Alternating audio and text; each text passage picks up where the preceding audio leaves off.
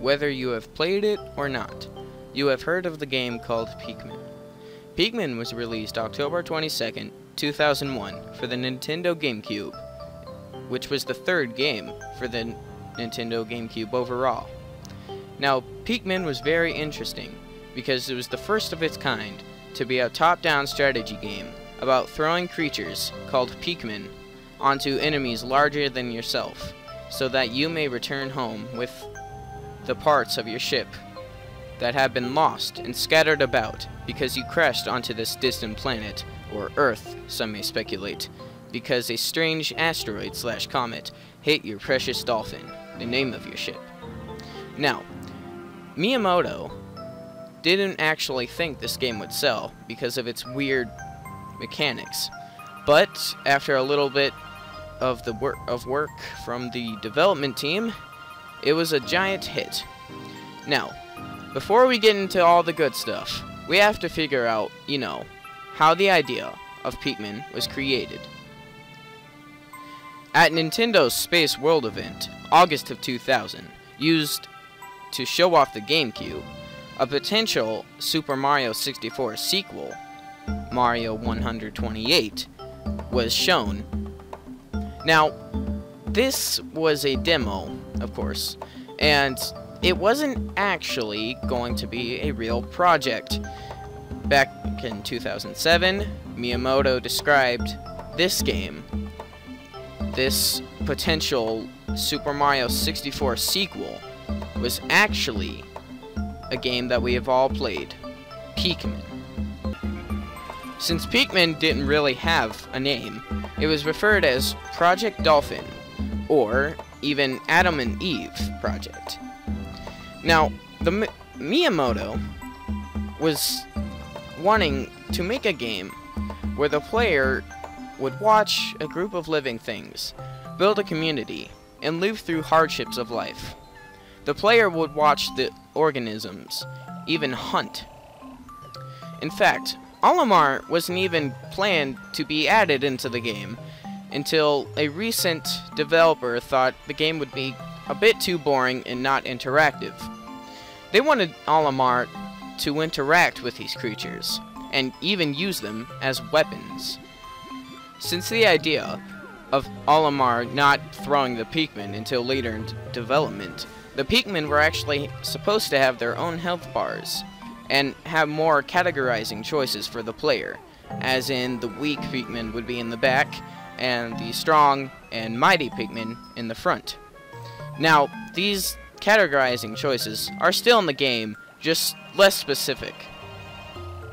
The developers thought that the health bar would just make the game a little bit more complicated for the Pikmin, so they left it out. Also, Pikmin were also planned to look very different from each other. Not just all the reds looking like reds. Most of them were supposed to look pretty tall and strong, but others would look fat and small. Since the size of Pikmin wasn't really decided until later in development, Pikmin were planned to be at least 40 to 50 centimeters tall. Besides the main story, many small but interesting changes were made from the beta images and the main game itself. When we go into the game's files, we see some missing models from the game. Here, a Goomba from Mario is presented in the Pikmin game.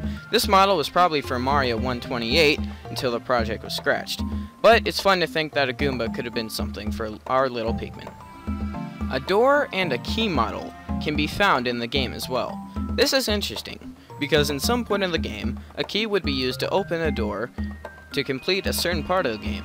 This could have been a challenge and a goal for the game, but no one knows why this was left out.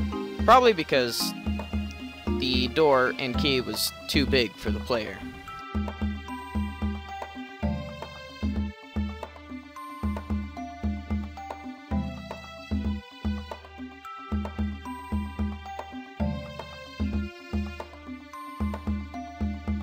There is a Mario model in a T-pose as well in the game, but this is just the model from the Mario 128 tech demo, so nothing special here.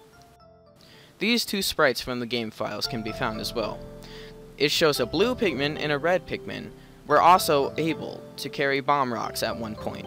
This means yellow Pikmin were supposed to be used for a different use. And if you have ever played Pikmin 2, you know that yellow Pikmin are immune to electricity.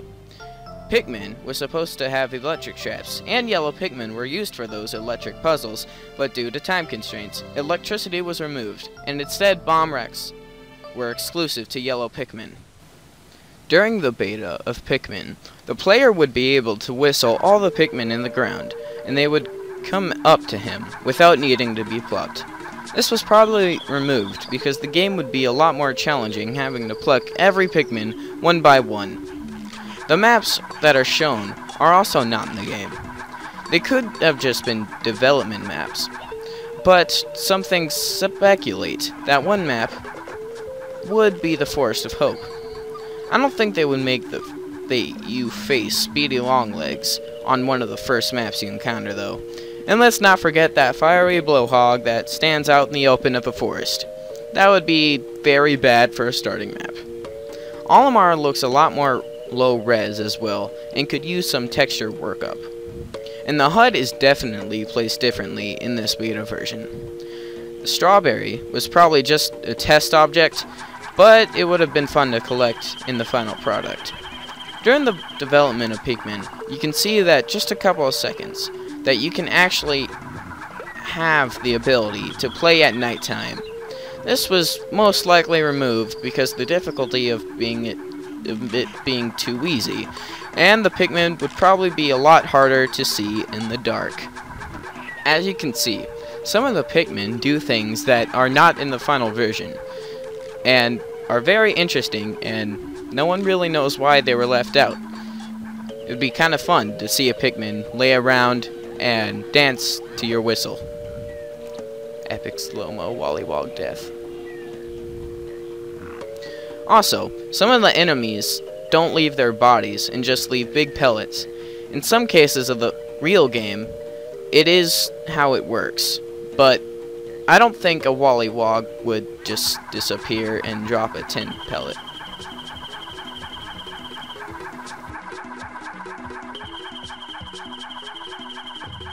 Now, Pikmin was actually going to be two-player, so that two players could co-op during story mode and help each other out by doing things in the game with two groups of Pikmin. Now, this was never fully implemented, so no one was really able to go into the code and have two players, and it was probably dropped due to time constraints. But yes, it's disappointing, but I mean, Pikmin 2 made up for multiplayer support, so I guess it would have been fun to have two players mess around with Emperor Bulbax. What you see here is actually one of the maps for co-op. It looks like the landing area, but that could just be me speculating. This map was intentionally made bigger so that two players could co-op on it. Believe it or not, this map is actually the Distant Spring. Now, the Distant Spring has had many changes overall.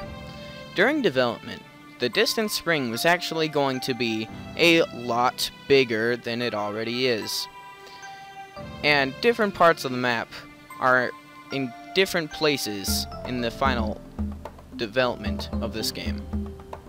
Now, due to time, this map was probably cut down a lot. Besides the final trial, there's also going to be a fourth map as well. And this fourth map was seen in the files, but it was a blank map and nothing was in it. So, again, time constraints probably cut that. Now, Pikmin, instead of having 30 parts to complete the game, Pikmin was supposed to actually have 50 parts for the ship to run correctly.